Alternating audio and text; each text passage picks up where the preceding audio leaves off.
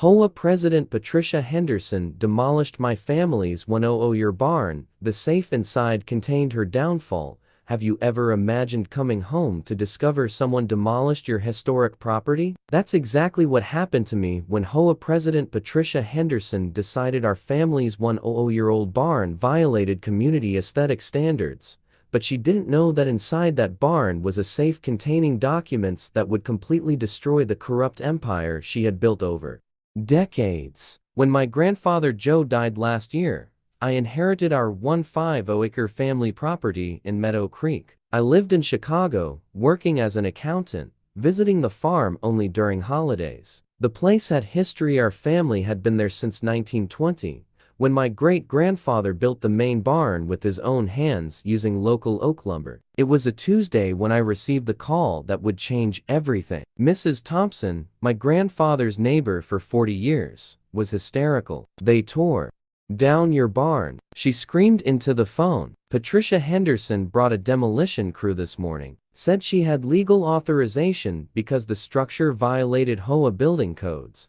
My blood ran cold. "What HOA? Our property was never part of any association." She said it is now. That she bought the development rights for this entire area.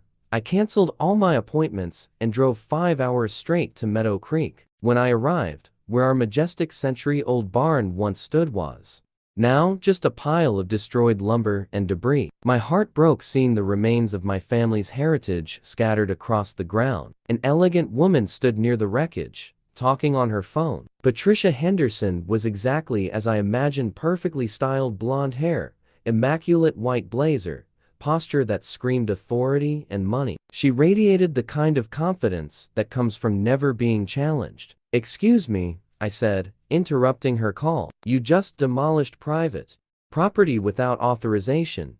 She looked me up and down like I was an inconvenient insect. "Patricia Henderson, president of Sunny Meadows HOA," she said, extending her hand without any warmth. "And you're mistaken. I have all necessary authorization. This structure violated multiple building codes and posed a safety risk. This has been Miller family private property for 100 years. Patricia smiled condescendingly. "Not anymore. Development rights for this area were acquired by my association last year. I have all the legal documentation." She pulled a leather folder from her purse. "Your grandfather signed the papers before passing away. But something was wrong with this story. My grandfather had Alzheimer's in his final years. True, but he was obsessed with preserving our family history. He would never sell or transfer rights to the barn his own father had built. Besides, I was the sole legal heir. Any property transfer would have to go through me." "I want to see those documents," I demanded. "You can contact our legal department," Patricia replied coldly, handing me a gold business card. "But I can assure you everything is in order. Now, if you'll excuse me, I need to supervise the debris cleanup." As she walked away, something gleamed among the barn wreckage. It was metal, part of something that had been hidden in the building's structure for decades. I waited until Patricia Henderson and her crew left. Then I returned to the debris with a flashlight. What I had seen was the corner of an antique safe, apparently embedded in the barn wall so no one would ever see it unless the building was demolished. The safe was damaged by the demolition, but not completely destroyed. Using a crowbar I found in my grandfather's workshop, I managed to open it. What I found inside left me speechless. Documents. Hundreds of documents dating back decades. Original deeds, property surveys, legal correspondence, photographs, and something that made my heart race. A folder labeled "Patricia Henderson Fraud Evidence." Apparently, my grandfather wasn't just a simple farmer. He was meticulous, organized, and in his final years had been systematically investigating Patricia Henderson. The folder contained copies of forged documents with his supposed signature, photographs of Patricia meeting with county officials at expensive restaurants, bank records showing suspicious payments, a list of 23 elderly property owners who had sold their land to Patricia under questionable circumstances, and most shocking, audio recordings of Patricia discussing how to manipulate elderly people with dementia into signing documents. One recording was her talking to someone on the phone, Old Miller is getting confused. It's the perfect time to get the signature. If he doesn't remember afterward, even better.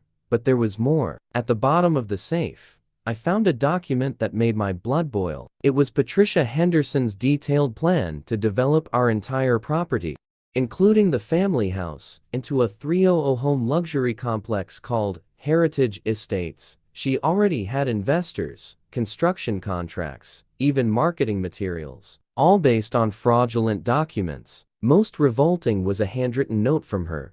Once Miller dies and the city grandson discovers he lost the property, he won't have resources to fight. Estimated profit, $50 million. She had planned to steal my inheritance and profit $50 million in the process. I photographed every document, made digital copies of all recordings, and organized everything chronologically. The evidence was devastating. Patricia Henderson wasn't just an authoritarian HOA president, she was a calculating criminal who had been stealing family properties for years. But I knew she wouldn't be defeated easily. Patricia had political connections, financial resources, and a community reputation. I needed a strategy. First, I contacted a lawyer specializing in real estate fraud. When I showed him the evidence, his eyes widened. "This is the clearest case of conspiracy for real estate fraud I've ever seen," he said. "But Patricia Henderson has powerful friends. We need to be strategic."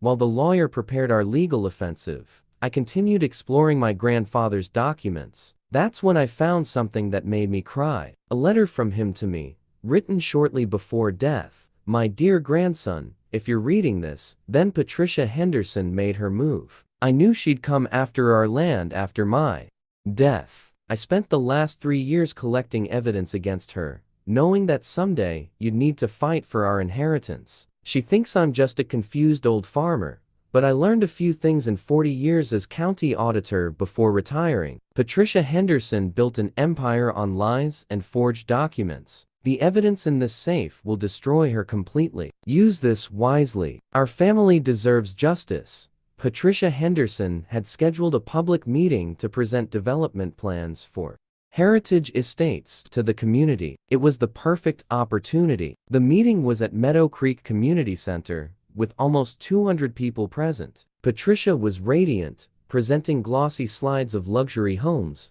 and talking about economic revitalization and progress for our community.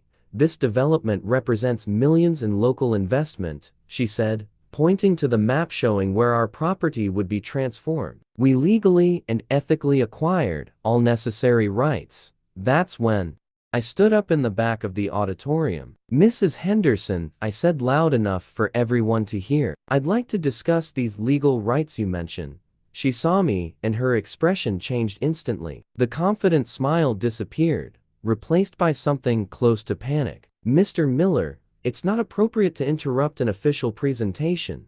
I think the community has a right to know the truth about how you acquired these properties," I replied, walking toward the front. I pulled out a folder and began distributing copies of documents to nearby people. "These are recordings of Mrs. Henderson discussing how to manipulate my elderly grandfather into signing fraudulent documents." A shocked murmur swept the auditorium. Patricia went pale. "You'll also find evidence that she forged signatures of at least 23 elderly property owners over the last 5 years, stealing millions in properties.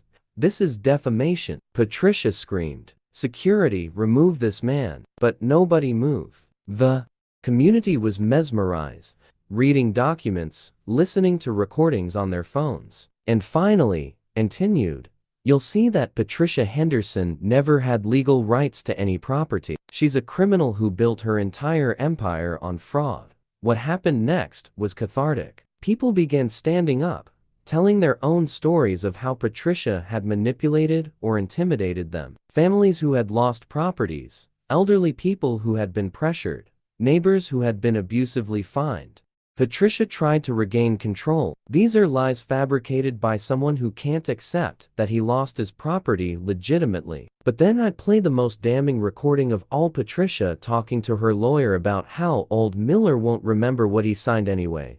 And even if he remembers, who's going to believe someone with dementia? The silence in the auditorium was deafening. Patricia Henderson, the woman who had controlled our community through fear and intimidation for years, stood there completely exposed. In the following days, everything collapsed for Patricia Henderson. The FBI opened a federal investigation for mail fraud and conspiracy. The state prosecutor's office began criminal proceedings. Dozens of families filed civil lawsuits. Her HOA was dissolved, her assets frozen, and she was indicted on 47 federal crimes. The woman who thought she could steal my family inheritance ended up losing everything: house, career, freedom, reputation. But the best part was rebuilding our barn. Using historical photographs my grandfather had preserved in the safe, we hired specialized craftsmen to rebuild it exactly as it was. Today, it's more beautiful than ever, a testament to the Miller family's perseverance and justice finally served. Patricia Henderson made the fatal mistake of underestimating both my grandfather and me. She saw only a confused old farmer and a city grandson who wouldn't fight for his inheritance. What she didn't realize is that our family